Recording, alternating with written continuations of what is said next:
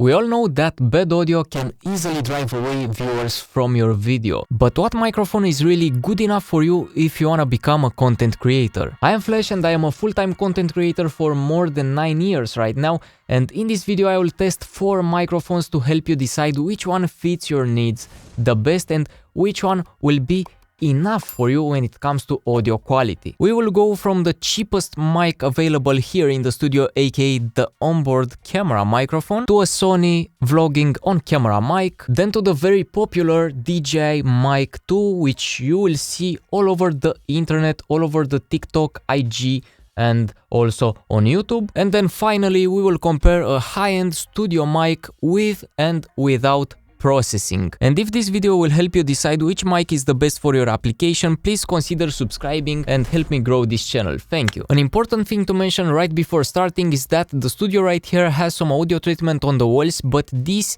is a DIY audio treatment. It is far from any professional audio treatment and it was done purely to reduce the nasty echo that was present in this room before moving in. This studio is a lot bigger and a lot taller than my old bedroom studio, which was small, crowded, and didn't had any treatment, and also there wasn't much echo right there. So I recommend you to listen to all these microphones as they were recorded in a bedroom studio with a normal level of echo and a normal level of reverb. So let's start with the first microphone, which is completely free because it is the onboard microphone inside your camera, and this is how my Sony FX3's internal microphone sounds. I've never thought that I will use this microphone in any professional way, but a few weeks ago I have made a rookie mistake and I needed to use this audio. So this is how the microphone sounds, and I am dead center on the camera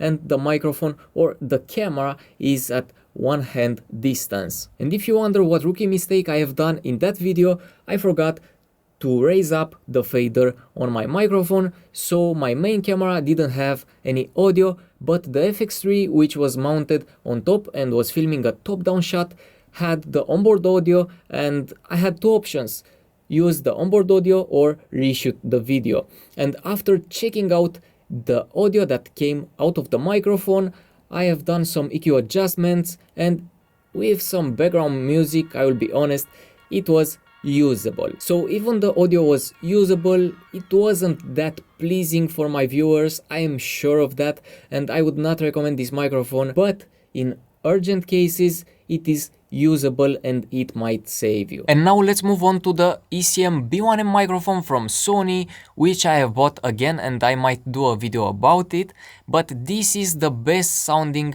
microphone from Sony. I mean from the ones that are made to connect directly into the hot shoe, and they are supposed to be vlogging mics. Its price is somewhere around $300 and it has some advantages. It has no wires, no battery, no need for adjusting your gain because everything can be done automatically. It also has noise reduction and a low cut filter, so it does some audio processing inside. The best thing about this mic is that you'll have decent audio in any case scenario if you have it set to auto. So you can forget to turn on the mic because it turns on automatically. You can forget to plug in the mic jack because it doesn't have any mic jack. You can forget to adjust the gain because it doesn't need any gain adjustment as long as it is on auto. So from this standpoint, it is an amazing microphone. But this mic right here sounds the best when you are in front of the camera and not behind it. So if you need more versatility, you might wanna look into the ECM M1, which has a lot of polar patterns and it might be a lot more versatile for you. This one is a bit more expensive than the ECM B1M, which you are listening to right now, but the B1M sounds better if you are in front of the camera. So you need to decide which one is the best for you. And now let's move on to the DJI Mic 2, which is a pretty popular wireless mic set from DJI, and it is very versatile and great sounding in my opinion. Also it has 32-bit float, so it is very hard to mess up your audio. You can use it in your studio, you can use it outside, you can vlog with it, you can interview with it, you can do a lot of stuff. You can record anything that comes to your mind, even nature, sound effects and things like that. This second version of the DJI mic also has noise cancelling and you can turn it on by pressing a button. And together with the 32-bit float, this mic might be the best mic to get for a lot of people as a main microphone. If you are using a Sony camera, it also has this optional accessory which lets you connect the receiver directly into the hot shoe, like the vlogging microphone that I was talking about earlier, and you get rid of the most annoying part of it, which is the cable, in my opinion. Sorry, but after going from wired mics to wireless mics, it is hard to go back. And this mic is also compatible with the DJI Pocket 3 and the newer DJI Action cameras wirelessly. You can mount this on your shirt, under your shirt, on your hat. You just need to be creative with it. The price for this kit is somewhere around under $400, and the price of this accessory that lets you connect directly to Sony cameras is around $35. So like the Sony microphones, this one might also be on the expensive side. But trust me, it is a good investment if you take your content creation journey or career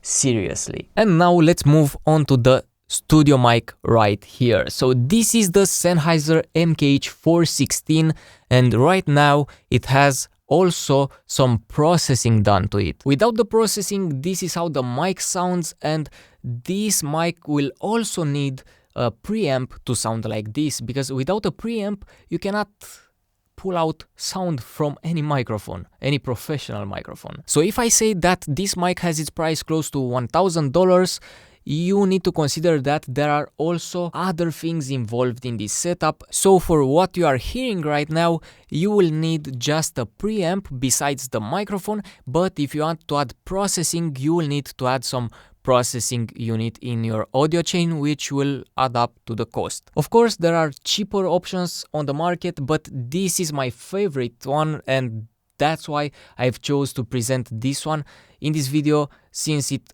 also is my main microphone in this setup. And one cool thing about it is that you have already heard this microphone last time you went to a movie, because this microphone is very used in Hollywood. Since it is a shotgun microphone, it can capture high quality audio from a distance, and that's why it is mainly used in movies. But people have started using these microphones in studios for voiceovers and so on, because they sound that good, and this is why it is my favorite microphone. The biggest advantage of these professional studio microphones, and I am not only talking about the MKH416, which is expensive, but let's say an SM7B, is that these microphones will outlast you. Can I say it this way? I don't know, but these microphones might be an one-time buy in your life, because they are rock solid, they never break if you take care of them, and they are very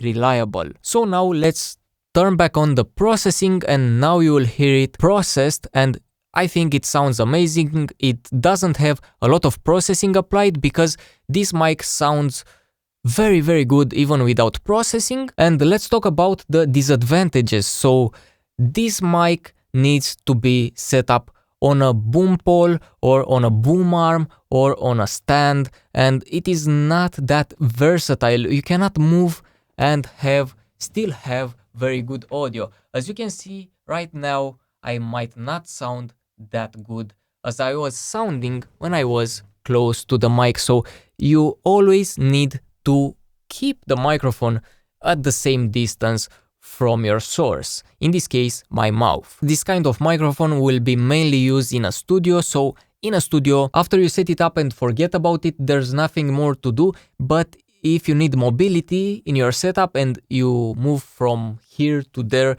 and so on, it might be annoying to set the microphone up on a stand every time. But what is the advantage of this very expensive audio chain which includes this microphone? There is no friction added when it comes to post-processing. Everything comes already processed, the audio is already processed. I've never edited my audio besides the emergency situations, and this will save you a lot of time when it comes to delivering content for your community. So if you didn't decide yet which mic is the best for you, let me tell you my opinion. If you are mainly vlogging, the best microphone for you will be a vlogging mic, like the ECM B1M or the ECM M1 if you have a Sony camera, or if you have a Panasonic, Canon or other brands.